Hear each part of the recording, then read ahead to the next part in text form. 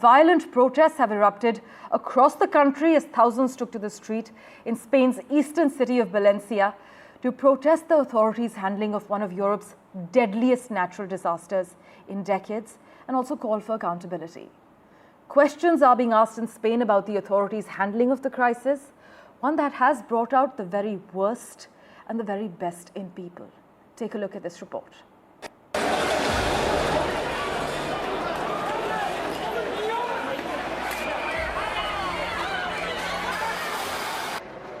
Violent protests erupted across Spain as demonstrators clashed with police.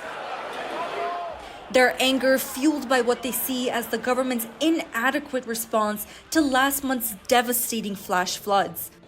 The clashes erupted after a peaceful march earlier in the day, where tens of thousands rallied, demanding the resignation of the regional president responsible for the emergency response to the floods.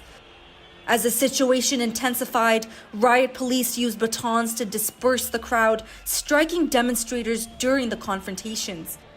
At least one protester was detained.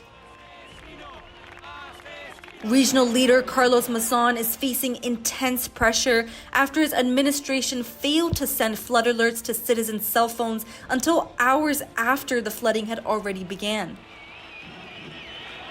Mason has defended his handling of the crisis, saying that its magnitude was unforeseeable and that his administration didn't receive sufficient warnings from central authorities, despite Spain's weather agency issuing a red alert hours before the flood struck.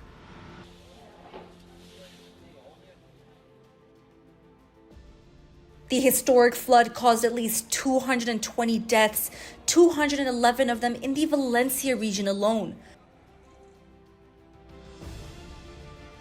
Over 36,000 have been rescued, yet 93 people have officially been declared missing. Authorities admit that the real number could be much higher. Thousands have lost their homes and streets remain covered in mud and debris. The full extent of the damage remains unknown, but repairs have been estimated to cost billions of dollars.